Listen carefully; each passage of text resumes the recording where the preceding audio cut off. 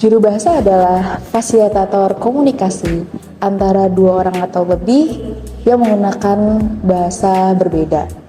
Kita bukan menerjemahkan, melainkan kita menyampaikan pesan kepada dua orang atau lebih itu agar komunikasi dapat berjalan dengan baik.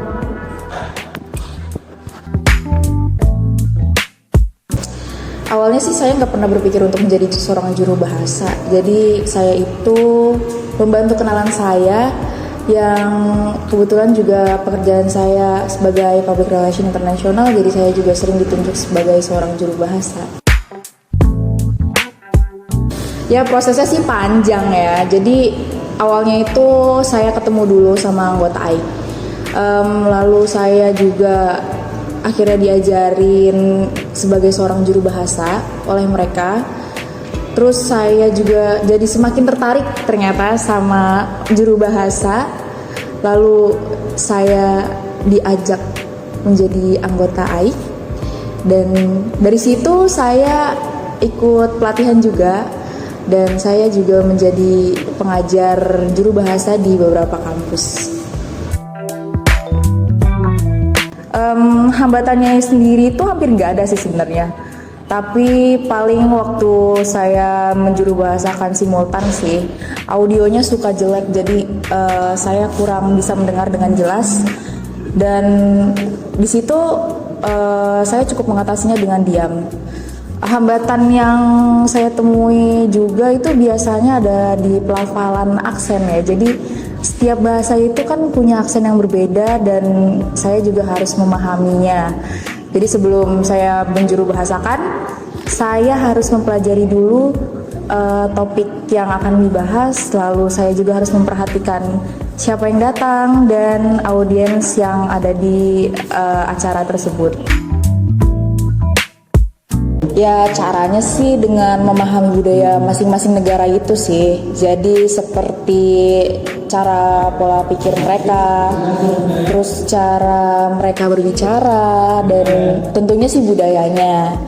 Tapi yang paling penting itu memahami bahasa sumber dan bahasa sasarannya dengan baik dan akurat.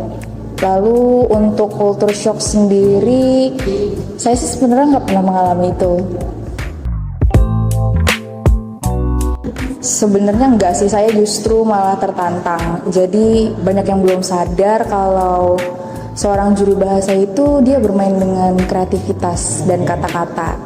Jadi saat kita menyampaikan pesan itu harus tersampaikan secara akurat sehingga mudah dipahami oleh audiens.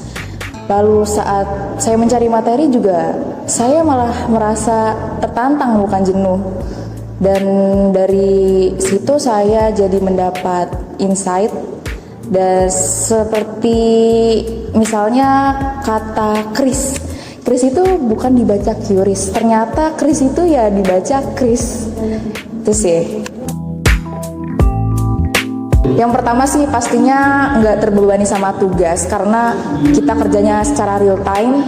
Jadi waktu di rumah kita itu langsung istirahat. Dan yang kedua kita itu bertemu banyak orang.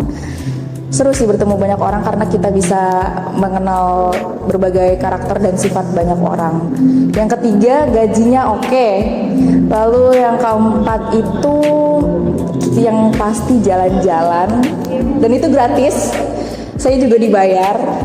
Hampir seluruh Indonesia saya pernah kunjungi kecuali Aceh. Lalu hampir semua negara saya juga pernah kunjungi, tapi kecuali Rusia ya. Selain itu pengetahuan saya juga semakin bertambah karena topik yang dibahas juga berbeda setiap harinya. Kalau untuk pengalaman menyenangkan sih menurut saya waktu pembukaan Hong Kong Disneyland sih. Jadi saya bekerja sebagai interpreter menjuru bahasakan, tapi karena lingkungannya anak-anak jadi suasananya terasa menyenangkan bagi saya gitu. Lalu kalau untuk pengalaman yang tidak menyenangkan itu, waktu itu saya pernah bersama rombongan PBB untuk mengunjungi suatu daerah yang minim listrik. Jadi di sana itu saya cukup tersiksa karena tidak ada listrik dan saya harus mendaki gunung dan itu sangat panas dan melelahkan. Jadi membuat saya cukup terhambat. Kalau buat tips-tipsnya, yang pertama itu kita harus patuhi kode etik. Jadi kenapa? Karena kita bakal bertemu sama orang-orang yang penting. Lalu yang kedua, kita harus profesional. Jadi jangan kita meremehkan dan jangan menyepelekan waktu, jangan datang terlambat. Yang ketiga itu kita harus bisa menjaga hubungan dengan orang-orang operator atau alat, karena mereka bisa menjadi orang yang pertama yang akan membantu kita saat kita ada kendala. Untuk pesannya sih, jangan pernah berhenti untuk belajar dan jangan pernah malas untuk belajar.